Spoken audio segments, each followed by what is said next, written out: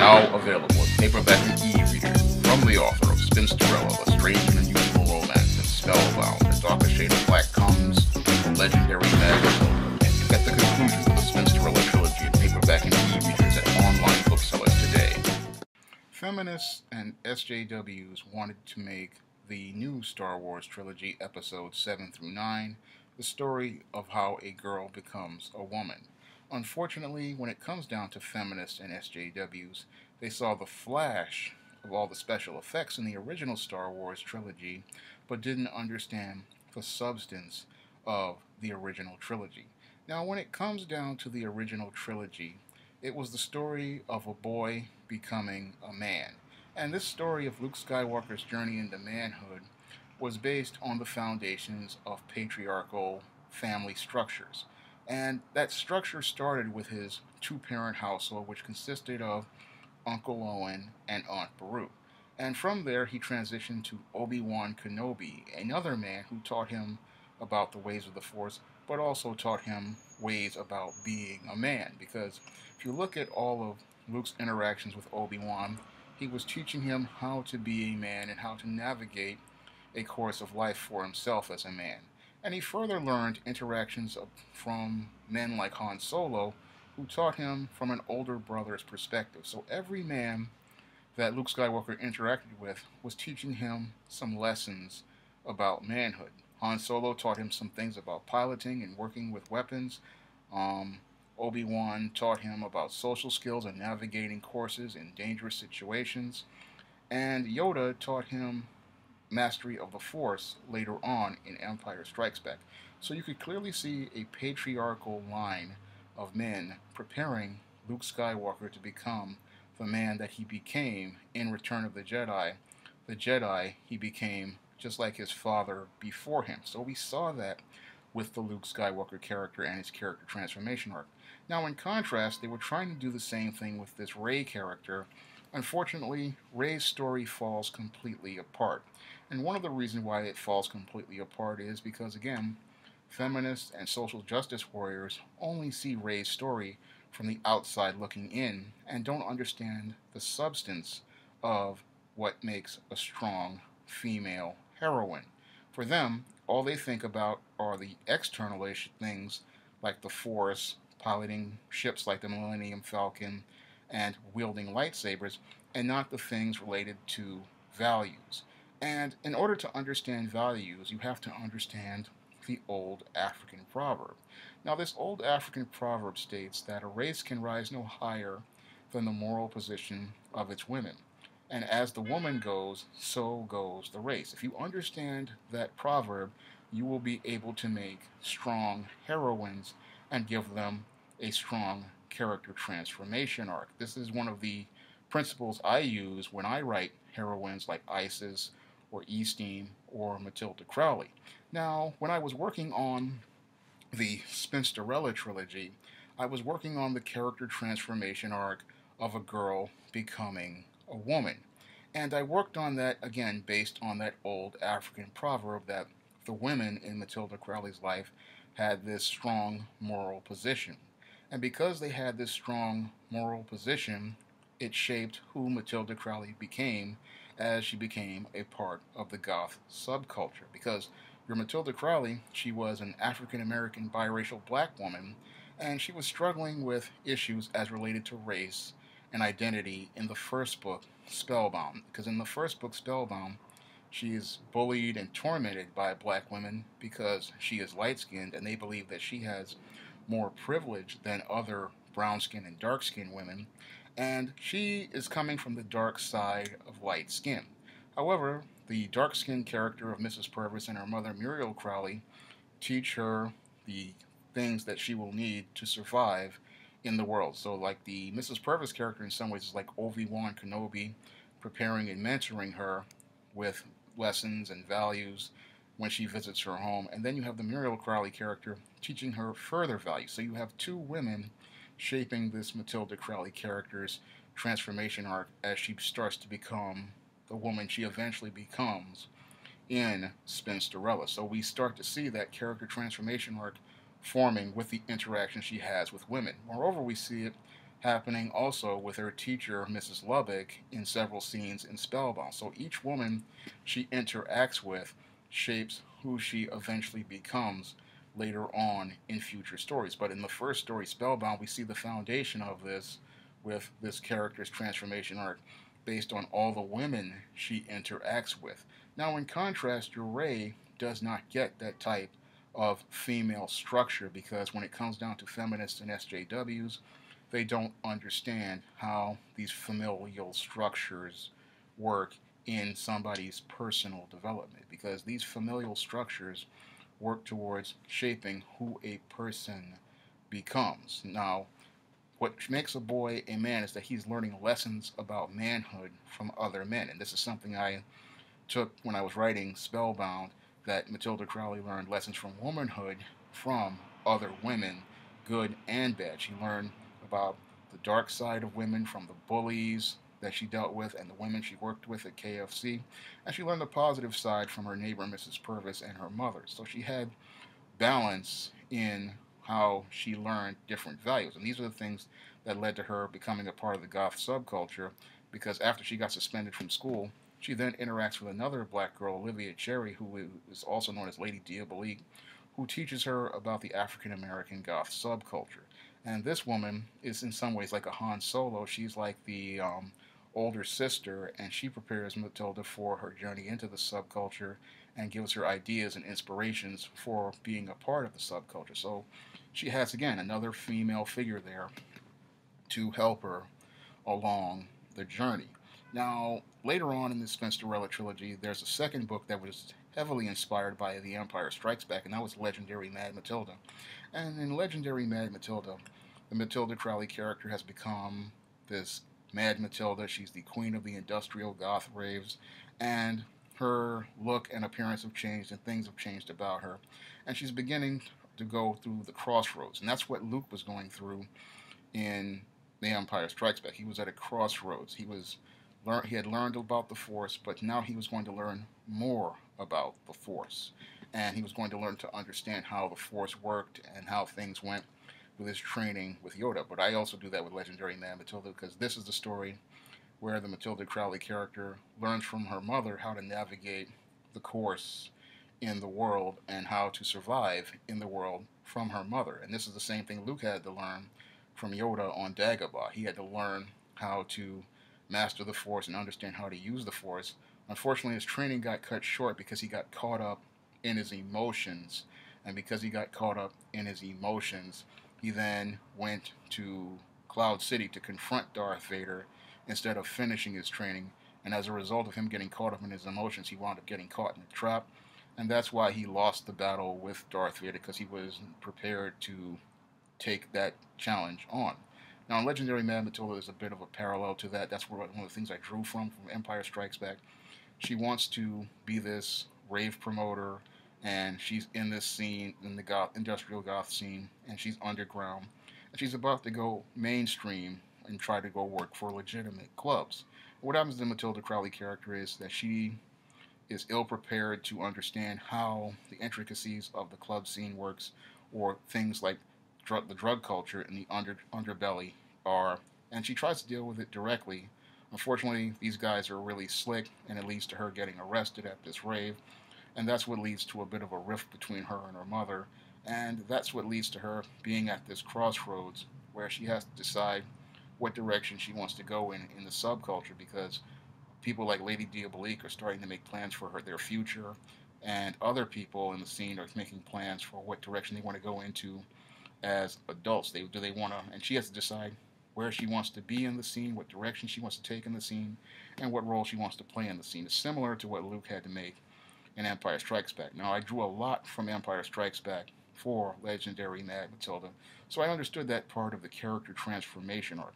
Now, in contrast, when I look at Last Jedi, I see people who did not understand, how to develop a character transformation arc for this Rey character, and instead of trying to develop a character transformation arc, we got this jumbled story where we didn't really see her grow in any sort of way, shape, or form, in the same way Luke Skywalker or Matilda Crowley grew in both Empire Strikes Back and Legendary Mad Matilda. We didn't see that type of character growth because one of the things that feminists and SJWs like to do is they like to shield their characters from any sort of pain, failure, or loss. Me, I understand how important these parts are to a character's transformation arc and how they lead to the character becoming motivated to make the decisions that they make, because all the tragedies that happen to these characters are the things that lead to them growing to become stronger characters. But the feminists and SJWs who want to take over the Star Wars trilogy to create this female Jedi, they just don't understand this, and they don't understand how these things apply to the process. And when they do superficial things, like when Kylo Ren killed Han Solo. He did that more out of emotion because he was angry at his father, and he was angry at his father because he just didn't understand a relationship with a father. And that whole scene came from a perspective of someone who came from a single mother household, just like Kylo Ren comes from a single mother household perspective. He's very emotional, very melodramatic, very loud, and he really doesn't have a balanced picture of things. The same thing with Rey, who acts more masculine instead of feminine, and that also comes from single mother households.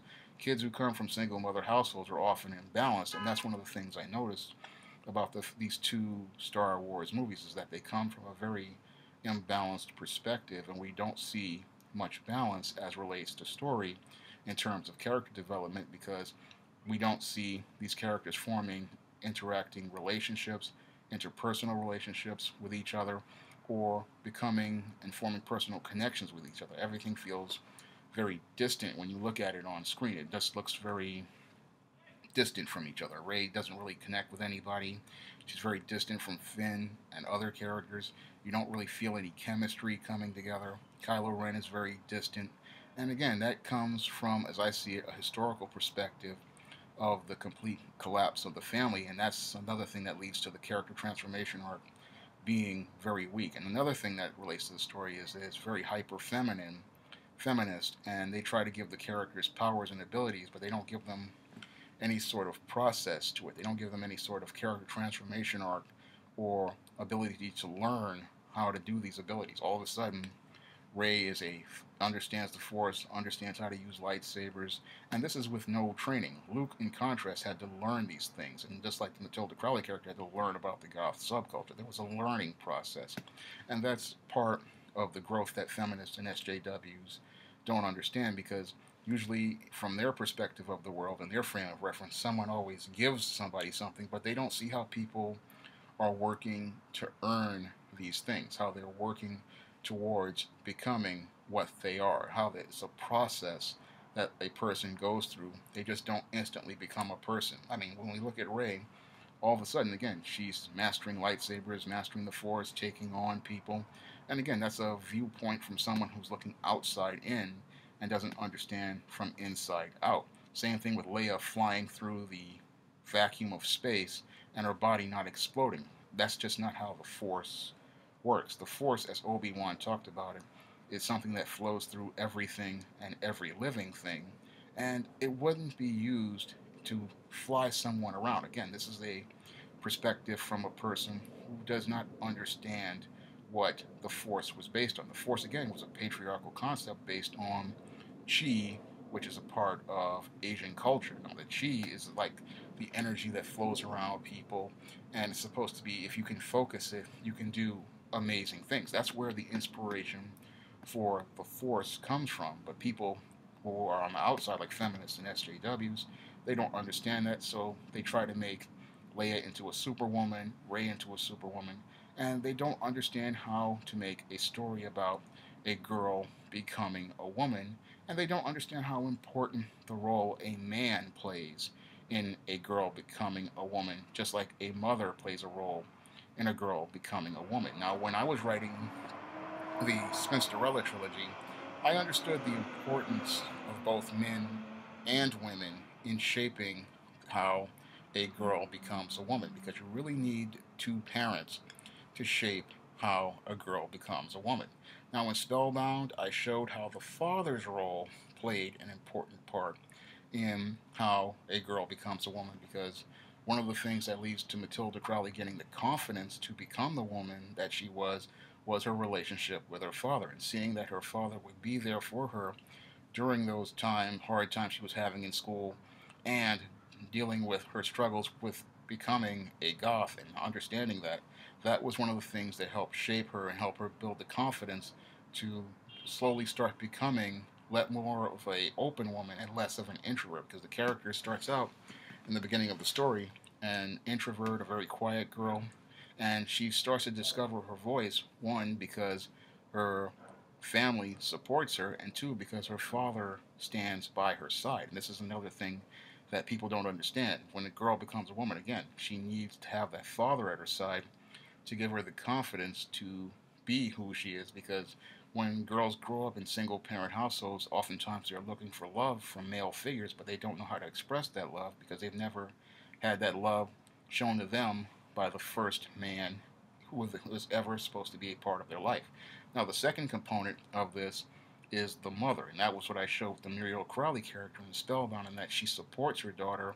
And as you look at the story, you start to see that the daughter and the mother are very similar, because that's what usually happens, because daughters usually model their behaviors after their mothers, and that was a key component to Spellbound and Legendary Man Matilda, was showing how the Matilda Crowley character became a woman, really based on not just the man in her life, her father, but the women in her life, like your Mrs. Purvis, your Lady Diabolique, and her own mother. All those women and many other women on the darker side, which were bad, also showed her the difference between dark and light and having balance as a woman. All of these experiences she had shaped the woman that she became. So all of that went into the character transformation arc of the Matilda Crowley character, and I wish that people had put that kind of depth into the Ray character for the new trilogy. Unfortunately,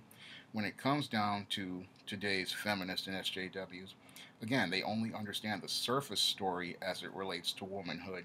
And that's why we got such a shallow story regarding these first two movies and no substance behind them, because they wanted to make this story about becoming a woman, but the big problem is most people who are feminists and SJWs, they come from single parent households, and they have a really distorted picture of what womanhood is. They see females from an authority figure perspective, and they see it from submitting to a female authority figure, and they don't see the relationship of men as it relates to women, and they don't see how a woman needs a man to be balanced in a relationship, or she needs a man to show her how to be a balanced woman. Those are things that were not a part of these two new Star Wars movies, and it was not part of the character transformation arc. And this is why those movies were so bad, because they really did not understand the whole concept of family as it relates to women. It didn't understand the structure of family as it related to women, and it didn't understand the whole concept of community as it related to women, and the concept of a patriarchal order as it relates to women. When you understand those concepts, you can then create a richer and better story, and a story that really shows how a girl becomes a woman. And that's something I tried to do with the Spinsterella Trilogy in the Matilda Crowley character's journey into the goth subculture. She not only is showing how she became a part of the goth subculture, she was showing how she got the freedom to be herself, and got that freedom by being supported by a community of women who maintained a high moral position and help her set a direction for herself to go as a woman in the world. I took a look at that old African proverb, and I decided to use that as the foundation for my story, because I understood that that African proverb had significant meaning, because a race can go no higher than the moral position of its women, and if the women don't have a high moral position, they cannot teach a culture to the next generation, which allows them to set a direction for the future. If your women are at the bottom of the world and they stay at the bottom of the world, they have no incentive to go back up unless they have a high moral position. So I understood what that African proverb meant, and that was why I was able to write 3 books filled with substance, and not a story like this Star Wars trilogy, which is all filled with flesh. Yes, the Matilda Crowley character has a visual look that's very gothic, but the story itself of all 3 books is based on substance and things related to substance as related to women, the moral position of women, and the values that they pass on from generation to generation. If you'd like to see me make more videos like this, you can donate to my Patreon by clicking the link in the description box. And if you want to try the Spinsterella Trilogy, you may do so by clicking the link to Amazon.com and picking up all the books. That's all I have to say for this video. You can comment, rate, and subscribe.